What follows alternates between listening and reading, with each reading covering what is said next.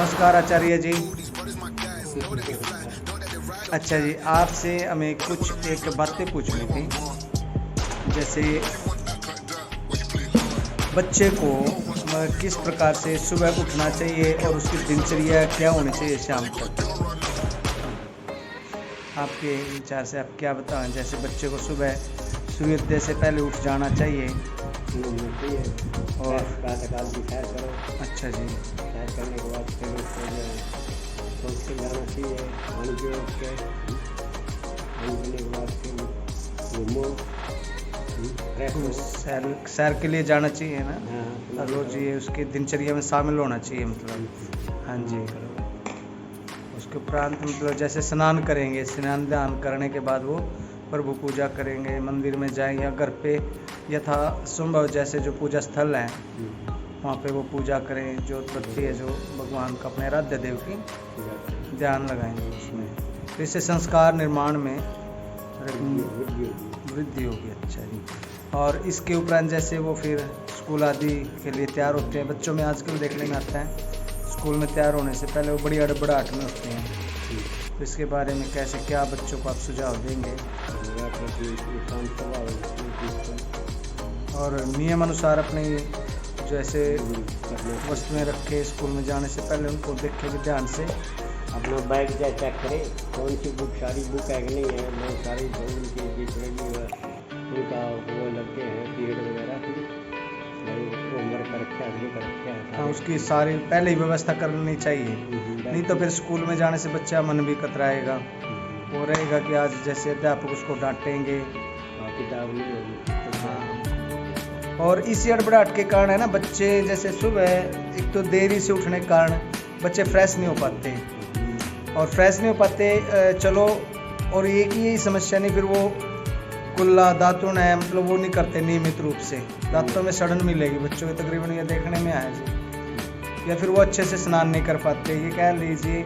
या सुबह जो कहते हैं भाई हमें नाश्ता भरपूर मात्रा में करना चाहिए, क्योंकि नाश्ते से वो एनर्जी मिलती है जो पूरा दिन एक विद्यार्थी से काम करवाती है।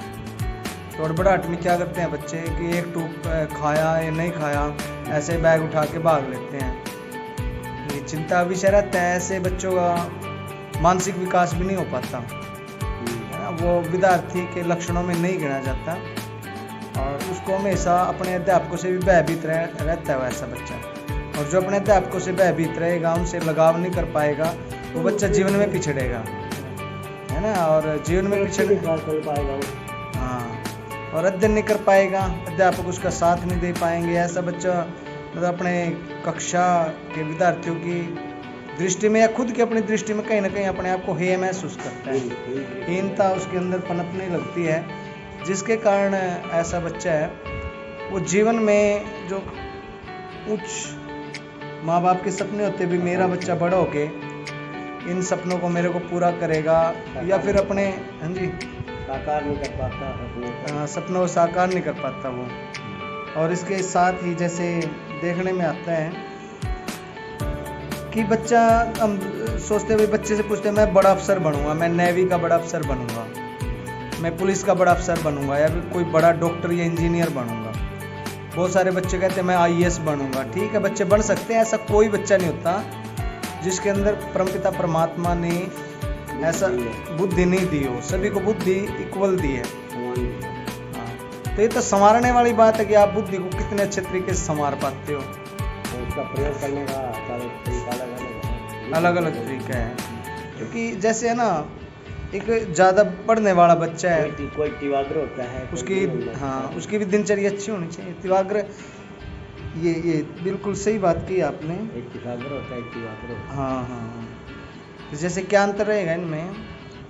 तिवाग्र होता है तीव्रता से, कुशाग्र है बुद्धि के द्वारा, और वो तीव्रता से यानी कि शरीर में बड़ा चंट होता है, उछल कूद, जैसे मृग या हिरण है जो, या फिर घोड़ा है, घोड़े का बच्चा होता है उसकी तरह पूरा मतलब एक्टिव होता है, गाय के बछड़े की तरह, बड़ा तेज स्वभाव का, शरीर से फुर्तीला होता है। और कुशाग्र बुद्धि वो होता है कि जो बुद्धि से बड़ा तेज होता है। तो इसमें एक थोड़ा और देखने में है कि कई बच्चे बुद्धि से न्याय भी नहीं कर पाते, या अपने कह लीजिए दिमाग से न्याय नहीं कर पाते। कमज़ोर वो अपने आप भी कर लेते हैं, कुछ वजह होती है उसकी। मेरा जो खुद का पर्सनल मानना है इसमें शास्त्री जी, आचार्य देव, तो इसमें मेरा मानना ये रहा है कि बच्चे बहुत सारे पढ़ने वाले भी हो, बहुत सुबह से लेकर शाम तक पता नहीं कितने घंटे पढ़ देते हैं, रात को भी पढ़ देते हैं। ऐसे को ये नहीं पता तू गर्मी में बैठा है भाई, तू छाँव में बैठा है, बस बेवकूफ़ों की तरह पढ़े लगे रहते हैं। ऐसा बच्चा हमें लगता है कि अपने शरीर से या अपनी बुद्धि से वो न्याय ही नहीं कर पाता और वो बुद्धि में पिछड़ जाता है। तो हमें क्या करना है, व्यायाम भी करना चाहिए, समय के अनुसार हमें पानी पीना चाहिए, उठ के 2-4 चक्कर लगा लेने चाहिए, आँखों में हमें स्वच्छ जल से थोड़ा छिड़काव लगा लेना चाहिए दिन में पढ़ते हुए, रात को पढ़ते हुए। घूमना फिरना भी ज़रूरी है और एक सही वातावरण में बैठ के पढ़ना ज़रूरी है ताकि उसका एकाग्र मन लगे।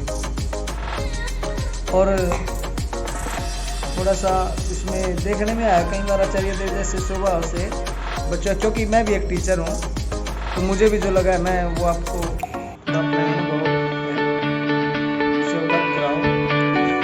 तो जैसे बच्चा है, बच्चा क्लास में बैठा रहता है या फिर वो किताब लेके कहीं पे अपने घर पे होमवर्क के रूप में लेकर बैठा रहता है, बच्चे का दिमाग कहीं और चला जाता है और पुस्तक उसके हाथ में रहती है। मन का एक जगह, तो ऐसा बच्चा तो फिर वो भी मानसिक तनाव आएगा या फिर उसका विचार है जैसे भाई अगले महीने मेरे मामा की लड़के की शादी है, मामा जी के साथ ले जाता है, तो या फिर वो मैं कोई कपड़े लेके आऊँगा दुकान से, ऐसा कुछ होगा, तो साइकिल आएगी, मेरी जन्मदिन है, तो अलग अलग विचार, जैसे थोड़ा सा विचार उसका गया और वो उसमें भटक जाता है। आप क्या कहेंगे इसके बारे में? क्या ऐसा है? तो ऐसा है तो किस प्रकार से आपको लगता है उनको भटकाना नहीं चाहिए? तो ये योग के माध्यम से या फिर व्यायाम के माध्यम से ऐसी समस्याओं से अवगत करा जा सकता है। तो हमारे ये आचार्य देव हैं, इनके बहुत अच्छे विचार जो आपको लगे हैं उनको अपने जीवन में ग्रहण करें।